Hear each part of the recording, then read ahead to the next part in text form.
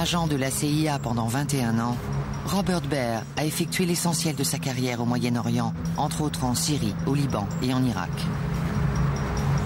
Il est étonné du peu de renseignements dont on dispose sur le terroriste le plus recherché du monde. J'ai suivi la trace de terroristes du Hezbollah, du Hamas, des frères musulmans, et dans toute ma carrière dans les services de renseignement, je n'ai jamais vu quelqu'un disparaître aussi complètement. Personne ne m'a convaincu qu'il était toujours en vie. J'ai demandé à des gens de la CIA s'il était vivant ou mort. Je m'attendais à une réponse du genre « Oui, il est vivant, mais on ne vous dira pas pourquoi on le sait, parce que vous n'avez pas l'habilitation nécessaire. » Ça aurait été la réponse typique faite à un ex-agent.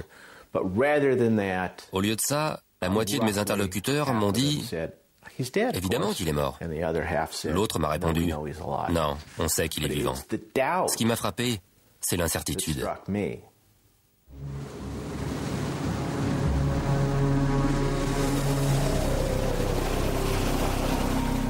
L'inquiétude de Robert Baer semble contagieuse. Aujourd'hui, un professeur de philosophie en Californie affirme que le gouvernement américain a complaisamment étiqueté Ben Laden menace suprême. C'est le suspect préféré des services de renseignement militaires américains. Sur le plan historique, on a toujours besoin de s'en prendre à une incarnation du mal.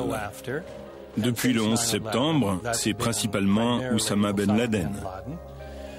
Soutenir que le méchant est toujours en vie justifie la guerre contre la terreur. Dans son précédent ouvrage, David Ray Griffin développe la thèse selon laquelle le gouvernement américain serait responsable des attentats du 11 septembre. Dans le dernier, il affirme qu'il existe des preuves de la mort de Ben Laden. On n'a aucune preuve qu'il est toujours vivant. Par contre, beaucoup d'éléments prouvent qu'il est mort en 2001. De nombreux rapports indiquent qu'il souffrait d'une maladie des reins et qu'il devait subir une dialyse. Si on étudie ce qui serait d'après lui la dernière vidéo authentique de Ben Laden, rendue publique fin décembre 2001, on peut voir que le Saoudien est gravement malade. Sa barbe est devenue poivre et sel. Il est très maigre et ne bouge que la main droite, tandis que le bras gauche pend le long de son corps. Cela donne à penser qu'il a eu une attaque, ce qui est très courant chez les personnes qui souffrent de diabète, conséquence fréquente d'une maladie rénale. D'après David Ray Griffin, il est également prouvé qu'à 2 reprises, juste avant le 11 septembre, Ben Laden a été traité d'urgence pour ses problèmes rénaux. Un reportage sur CBS News a raconté où Ben Laden se trouvait juste avant les attentats. Dans un hôpital militaire pakistanais à Rawalpindi. Et si l'on en croit le quotidien Le Figaro et une radio nationale française, il aurait été dialysé à l'hôpital américain de Dubaï 2 mois et demi plus tôt. Il s'était fait inscrire sous un faux nom pour être hospitalisé et dialysé dans le département d'urologie.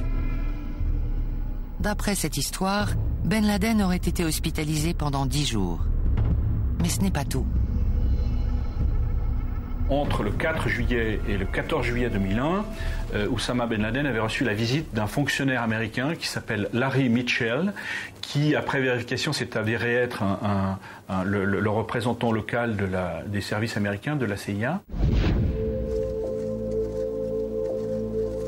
En outre, David Ray Griffin a découvert un entrefilet paru à l'origine dans un petit journal pakistanais qui suggère que Ben Laden aurait été enterré peu avant la fin de la bataille de Tora Bora. Les funérailles ont été annoncées dans un journal pakistanais et un journal égyptien, selon lesquels il serait mort et aurait été enterré mi-décembre.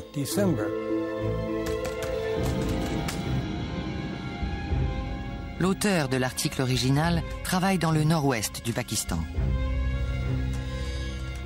D'après ma source, Oussama est mort de cause naturelle dans les montagnes de Tora Bora.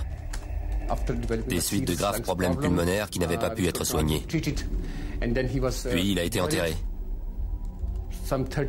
Entre 30 et 40 personnes, gardes du corps et amis, ont assisté aux obsèques. En guise de dernier hommage, des milliers de balles ont été tirées en l'air.